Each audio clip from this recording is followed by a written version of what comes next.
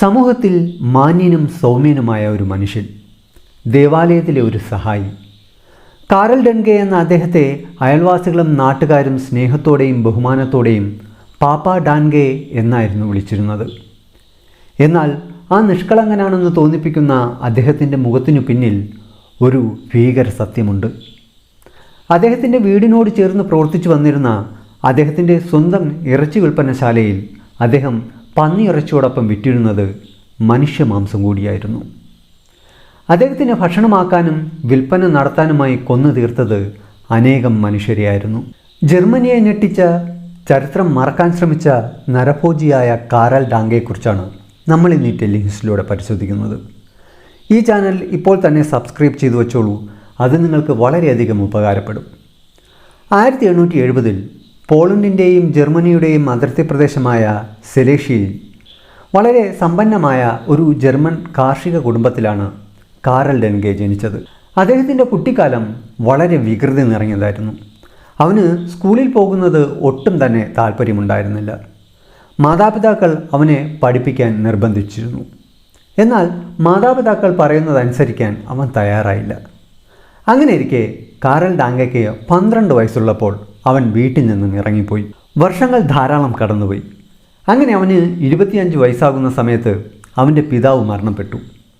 അങ്ങനെ അവൻ്റെ പിതാവിൻ്റെ വിൽപ്പത്രമനുസരിച്ച് വീടും വിശാലമായ കൃഷി എസ്റ്റേറ്റുമെല്ലാം തന്നെ അനുസരിച്ച് ജീവിച്ച മൂത്ത മകനും വീട്ടിൽ നിന്ന് ഇറങ്ങിപ്പോയ കാരൽ ഡൻകയ്ക്ക് കുറച്ച് പണവും.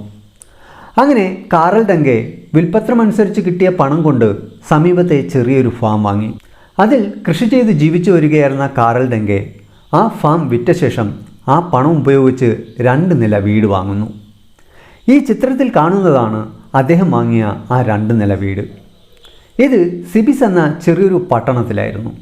അങ്ങനെ കാരൽ ഡൻകെ സ്ഥിരമായി താമസിച്ചിരുന്നത് ഇവിടെയായിരുന്നു. ഈ വീടിനോട് ചേർന്നുള്ള സ്ഥലത്ത് അദ്ദേഹത്തിനൊരു പന്നി ഫാം ഉണ്ടായിരുന്നു. അങ്ങനെ എല്ലാതരം പന്നിയിറച്ചികളും വിൽക്കുന്ന ഒരു ബിസിനസ് അദ്ദേഹം സ്ഥാപിക്കുകയും അദ്ദേഹത്തിൻ്റെ ആ വീടിൻ്റെ മുൻവശത്തായി തന്നെ ഒരു ഔട്ട്ലെറ്റ് തുറക്കുകയും ചെയ്തു. അവിടെ പന്നിയിറച്ചികൾ, പന്നിയിറച്ചിയുമായി ബന്ധപ്പെട്ട മറ്റു ഉൽപ്പന്നങ്ങൾ, പന്നിയുടെ തോലിൽ നിന്നും സംസ്കരിച്ചെടുക്കുന്ന ലെതർ ഉൽപ്പന്നങ്ങളായ ഷൂ ലേസ്, ബെൽറ്റ്, പേഴ്സ് എന്നിവയെല്ലാം അദ്ദേഹം തൻ്റെ ആ ഷോപ്പിലൂടെ വിറ്റിരുന്നു.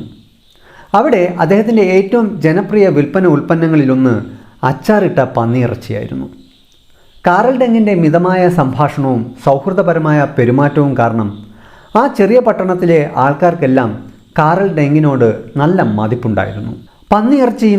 പന്നിയിറച്ചിയുമായി ബന്ധപ്പെട്ട മറ്റു ഉൽപ്പന്നങ്ങളും ചെയ്യുന്നതിൽ കാരൽ ഡൻകെ വളരെ മിടുക്കനായിരുന്നതിനാൽ തന്നെ വിൽപ്പനയും വിപുലമായി നടന്നിരുന്നു.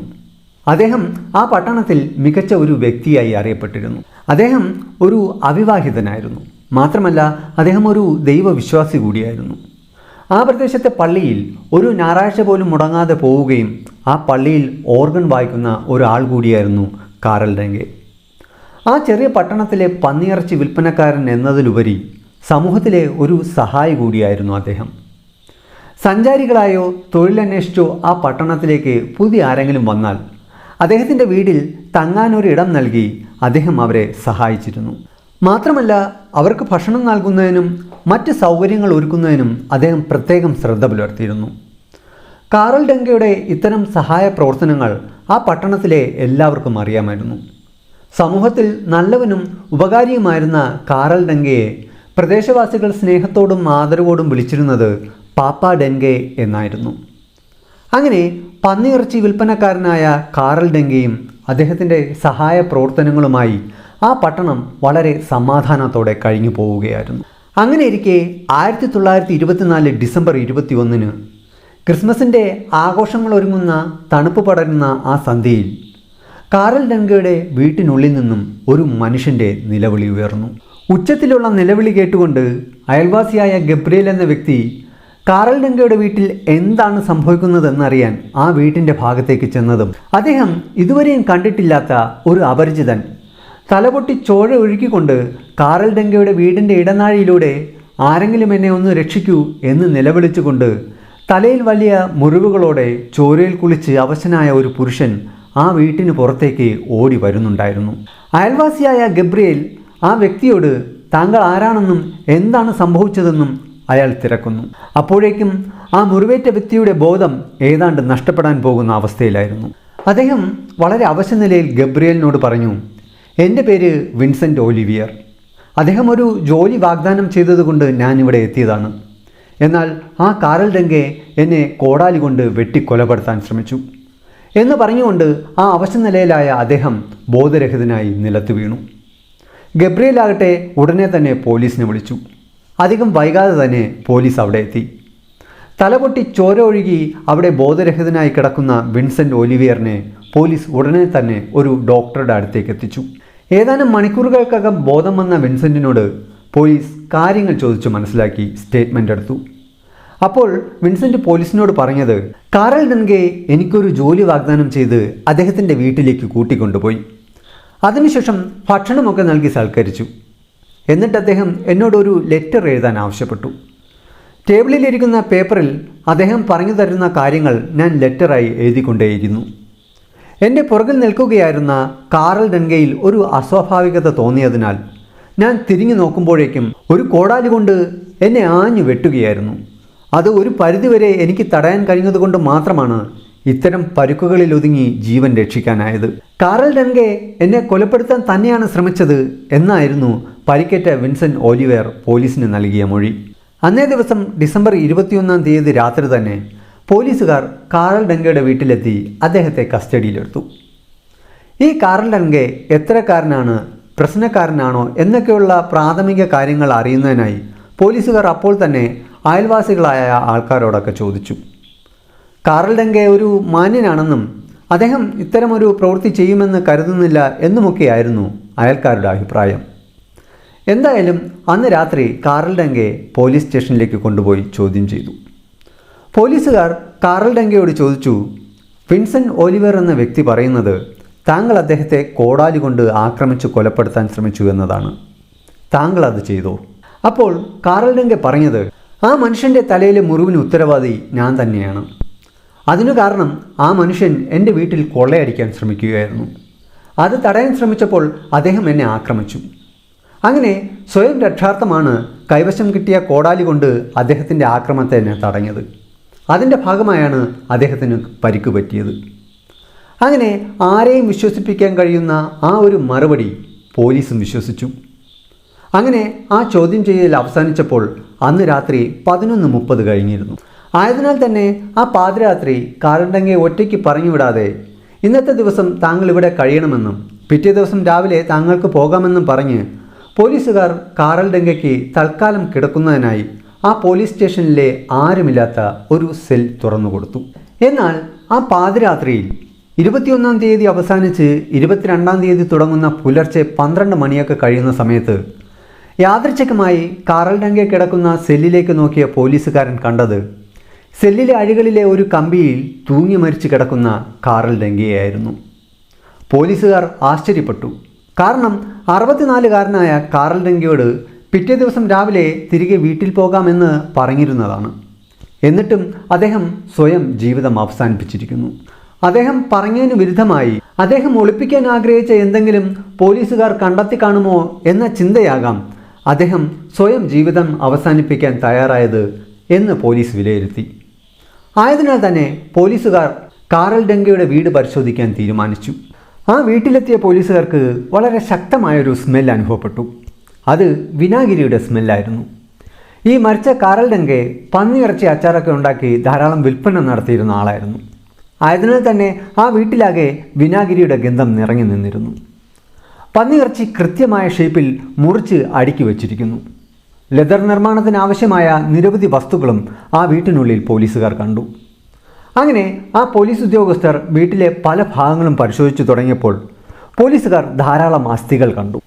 കാറൽ ഡെൻഗെ ഒരു പന്നിയിറച്ചി വിൽപ്പനക്കാരനായതിനാൽ തന്നെ ഈ അസ്ഥികൾ പന്നിയുടേതാകാം. അതിൽ പോലീസിന് സംശയമൊന്നും ഉണ്ടായില്ല. എന്നാൽ പോലീസ് ഉദ്യോഗസ്ഥർ കൂടുതൽ പരിശോധനയ്ക്കായി അടുക്കളയിലേക്ക് എത്തി. അവിടെ ഒരു ഉദ്യോഗസ്ഥൻ ഒരു കാര്യം കണ്ടു. ഒരു ചില്ലുകുപ്പിയിൽ നിറയെ പല്ലുകൾ ശേഖരിച്ചു വച്ചിരിക്കുന്നു. അത് പരിശോധിച്ച് പോലീസ് ഉദ്യോഗസ്ഥർ ഞെട്ടിപ്പോയി. കാരണം പല്ലുകൾ പന്നിയുടേതോ മറ്റു മൃഗങ്ങളുടേതോ ആയിരുന്നില്ല. അത് മനുഷ്യരുടെ പല്ലുകളായിരുന്നു. 240ഓളം പല്ലുകൾ. മനുഷ്യരുടെ അത്രയും പല്ലുകൾ കിട്ടിയതോടെ ആ വീട് വളരെ ദുരൂഹമായി പോലീസുകാർക്ക് തോന്നി. വിനാഗിരിയുടെയും മുഷിപ്പിൻ്റെയും മാംസത്തിൻ്റെയും അസ്വസ്ഥത നിറഞ്ഞ ദുർഗന്ധം ആ വീടൊന്നാകെ നിറഞ്ഞു നിന്നിരുന്നു. പോലീസ് ഉദ്യോഗസ്ഥർ ആ വീടൊന്നാകെ അരിച്ചു പെറുക്കാൻ തുടങ്ങി. അങ്ങനെ ആ പോലീസുകാർ ഒരു മുറിയുടെ മൂലയിൽ അസ്ഥികൾ കൂമ്പാരമായി അടുക്കി വച്ചിരിക്കുന്നത് കണ്ടെത്തി. അത് പരിശോധിച്ച പോലീസ് ഉദ്യോഗസ്ഥർ വളരെ അസ്വസ്ഥരായി. കാരണം ഒരു പന്നിക്കശാപ്പുകാരൻ്റെ പക്കൽ സാധാരണയായി കാണാൻ സാധ്യതയുള്ള പന്നിയുടെ എല്ലുകളായിരുന്നില്ല അത് മനുഷ്യരുടെ അസ്ഥികളായിരുന്നു.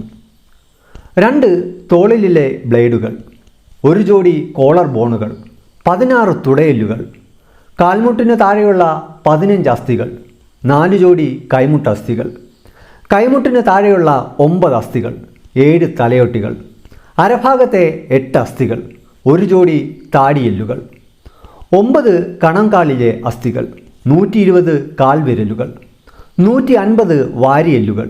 ഇത്രയും മനുഷ്യാസ്ഥികൾ പോലീസ് അവിടെ നിന്നും കണ്ടെത്തി. അതിനുശേഷം പോലീസ് ഉദ്യോഗസ്ഥർ കാറൽ ഡെങ്കയുടെ കിടപ്പുമുറി പരിശോധിക്കാനായി കയറി. അവിടെ ഒരു അലമാര തുറന്നപ്പോൾ അതിൽ നിറയെ വിവിധ പ്രായത്തിലുള്ള ആൾക്കാരുടെ വസ്ത്രങ്ങൾ. ആ വസ്ത്രങ്ങളിൽ നിറയെ ചോരപ്പാടുകൾ ഉണങ്ങിയിരിക്കുന്നു. അതിനടുത്തായുള്ള ഒരു മേശയിൽ ലെതർ ഉൽപ്പന്നങ്ങളായ ഷൂലേസുകൾ, ബെൽറ്റുകൾ, പേഴ്സുകൾ എന്നിവയുടെ പകുതി നിർമ്മാണം പൂർത്തിയാക്കിയതും അതിനായുള്ള ലെതർ മെറ്റീരിയലുകളും അവിടെ ഇരിക്കുന്നു. അത് പരിശോധിച്ച പോലീസുകാർ വീണ്ടും ഞെട്ടി.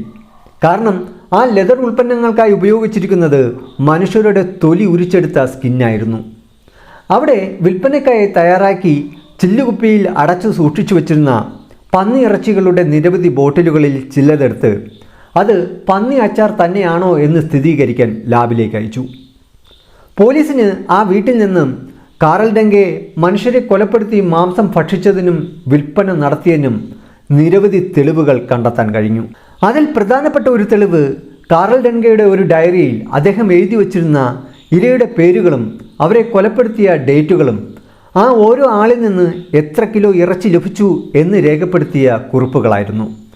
മാത്രമല്ല ഈ കുറിപ്പുകളിൽ പേരുണ്ടായിരുന്ന കാറൽ ഡെങ്കയുടെ ഇരയായവരുടെ തിരിച്ചറിയൽ രേഖകളും അവരുടെ പേഴ്സുകളും ആ സമയത്ത് ഇരയുടെ കൈവശമുണ്ടായിരുന്ന വസ്തുക്കളുമെല്ലാം അവിടെ നിന്നും കണ്ടെടുത്തു. കാറൽ ഡെങ്കയുടെ ഡയറിയിൽ രേഖപ്പെടുത്തിയിരുന്ന 31 ഇരകളിൽ 20 പേരെ തിരിച്ചറിയാൻ കഴിഞ്ഞു.